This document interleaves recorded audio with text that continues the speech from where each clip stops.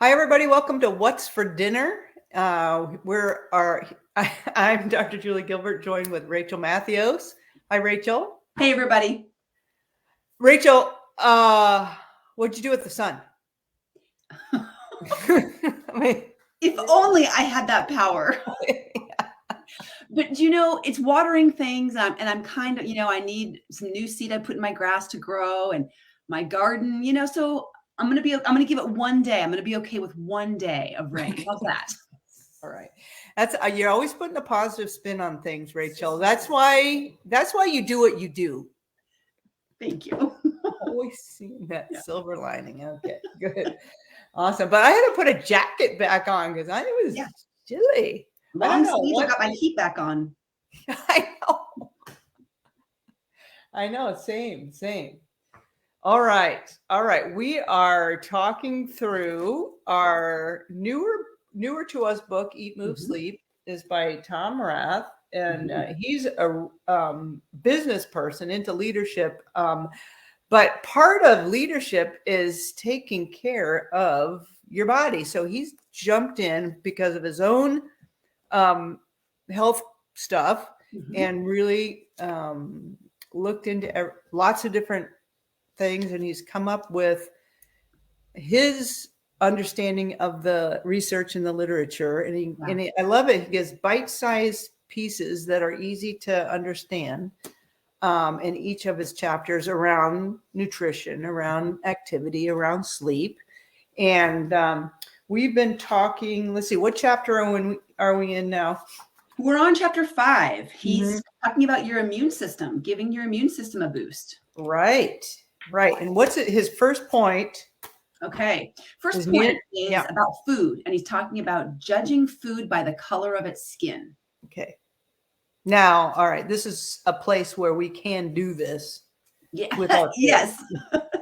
Yes. Otherwise, this is not appropriate. This is appropriate. Yeah. That's right. Yeah. And I am so glad to be the 5 cups, 5 colors guru, I guess. Spokesperson. Yes. Spokesperson. 5 cups, 5 colors. Yeah. So that's one of our targets at Oregon Weight and Wellness is to help people get at least 5 different colors on their plate throughout their day, right? Yes. Yeah. So I mean that's a I mean we can do more than that, but we've heard things like eat the rainbow, and then my thing our thing 5 cups 5 colors. Rachel, why is that so important? The colors all represent the different chemical compounds within the vegetables and fruits, but all living, growing food that we eat comes with color. And the color really does indicate the different chemical compounds, phytochemicals, antioxidants, things that benefit our body. And it's part of what the plant uses to protect itself from the sun or from the elements, or even to ward off predators and to keep themselves safe. And we end up benefiting from that as well. So just to eat things from the red category, then you're limited from the things in the orange or the green category. They all have different benefits. Right. Always. Yeah. I love that. I love that because all these different polyphenols. And I heard one speaker, and I'm not going to remember that person's name, but who said that, you eat these colors, you don't urinate them out. I mean, they don't end up in your urine, right?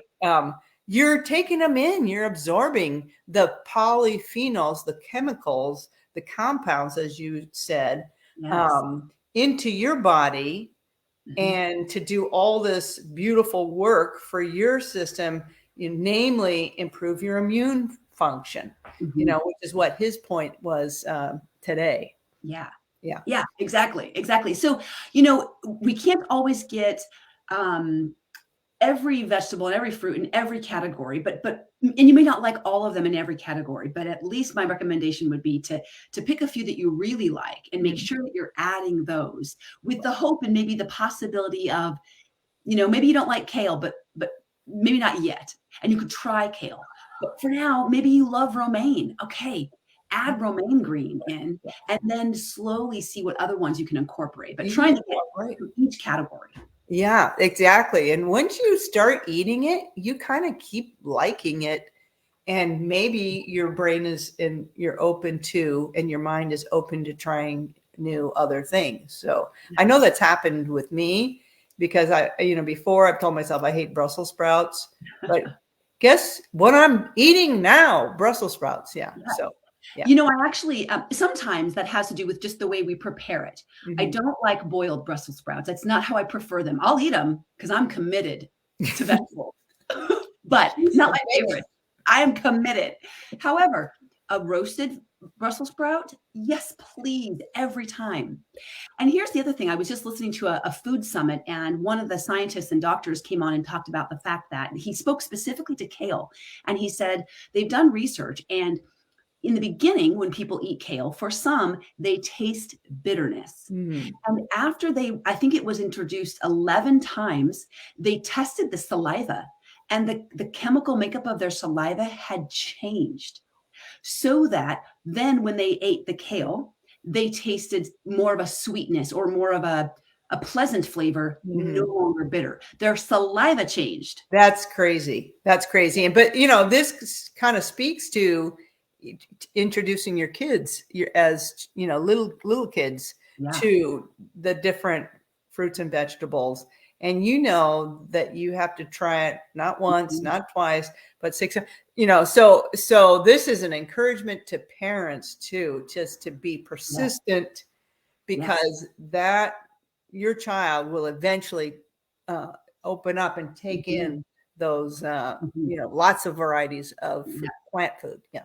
Yes. And even, they even have done research with pregnant women, and there's evidence of the gut microbiome of a woman, how it impacts the child, but taste, if the mother ate a lot of vegetables, the child will prefer those. Right. That's exactly right. If you want your kid to eat Brussels sprouts, you got to eat them while you're pregnant. Right. Right. Yeah. That's the first part of the modeling, but it works. I mean, it's fascinating to me. It is. Yeah. So fascinating. Okay. That's awesome. Yeah. What's the next? He says a vaccine for the common cold. Is there a vaccine for a common cold? Apparently it's called sleep. Yeah. Vitamin S. Right. Vitamin S. Yeah. Yeah. Yes. Sleep, of course, we're talking a lot about sleep because that's what we're doing in this book. Yeah. And he refers to a study of people getting certain amounts of sleep and then being actually exposed to the cold virus, and to see who fought it off and who didn't. And those with, I think he says at least 7. Was that the number he gave? Right. I believe that's right. At least 7 hours of sleep. Yeah. At least 7 hours. Were 3 times less likely to develop a cold than those who were not getting 7 hours. Yeah. So important for your immune health to get that sleep in there. Yeah. And he makes it different. He makes a point. It's not tossing and turning. It's not right. It's not necessarily the number of hours, but it is the quality. But but 7 hours seems to be that cutoff for healthy immune function. Yeah. Yeah. Because his next point is about the quality. Right. Quality beats quantity every time. And he recommends to start with trying to get your quality of sleep under control. And then, if both are a problem for you, quality and quantity, then trying to increase the quantity. I love that he says, even though you can't see it, a sound night's sleep alters what's going on inside of your body. I like that imagery of just knowing that when I am soundly sleeping and I invest in that and protect my sleep, things are going on inside that I can't see and feel. It's not as obvious as other healthy behaviors you do, but it's there. It's happening. Right. Yeah. That's great. That's great. Yeah. I was going to say another little thing that he pointed out. Tracking. Yeah. So if you don't, how do you know if you're not tracking? So you got to pay attention to some part of that. Do you wake up rested? How many hours are you? What time did you go to bed? What time are you getting up? I mean, so tracking. Some people have apps on their phone, or some people wear CPAP machines and they can track that way. But we want to tune in and pay attention to how, not just how much time, that's part of it, time in bed, but then how rested we feel. Right.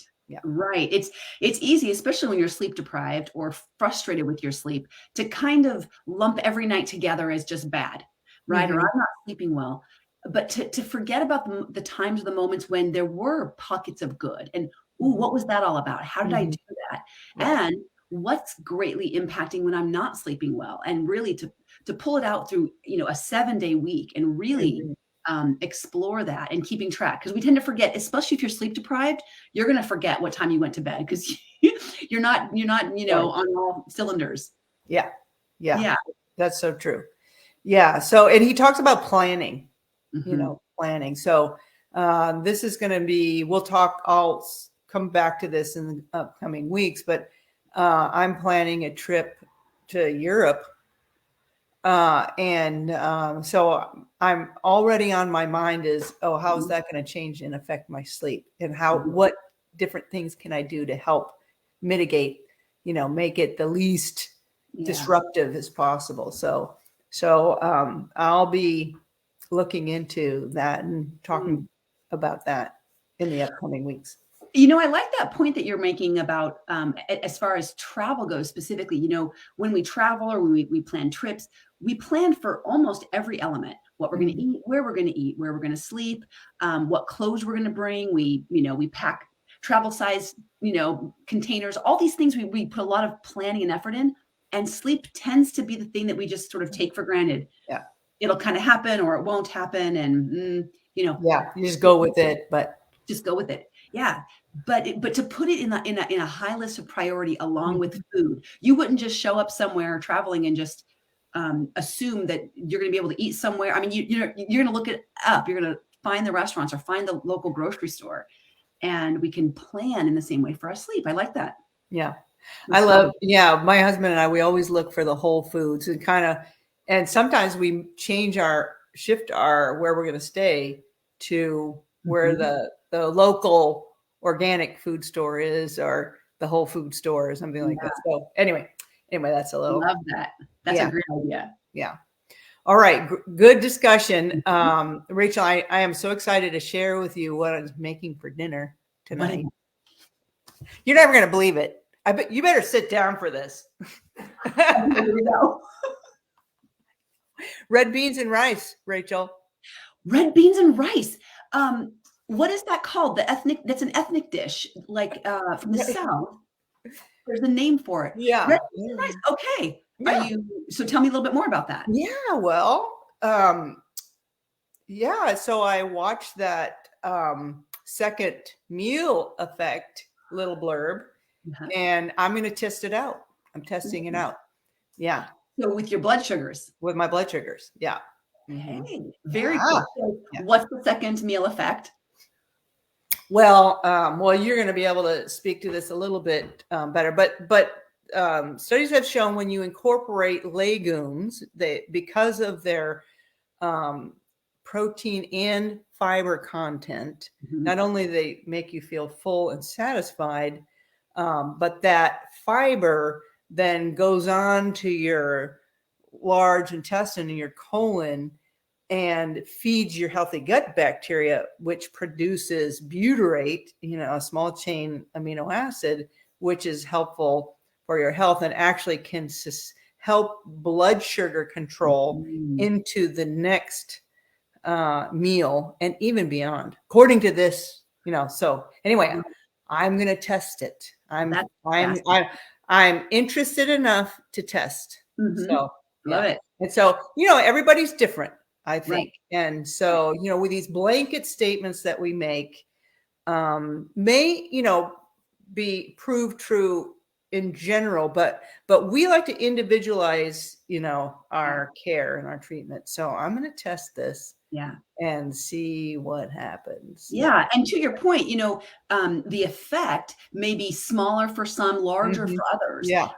So much of it can depend on what you're actually eating, your gut, the health or the state of your gut Yeah. microbiome, How you're sleeping. Yeah. how you're sleeping. Yeah, I mean, there are so many So things many that can impact, factors. but I love the idea here, and I think that this rings true. The general statement that the healthier we eat, the healthier our bodies become, and they try to work for us. When we Mhm. feed our bodies with the nutrition that it wants and needs, it puts Mhm. it to work.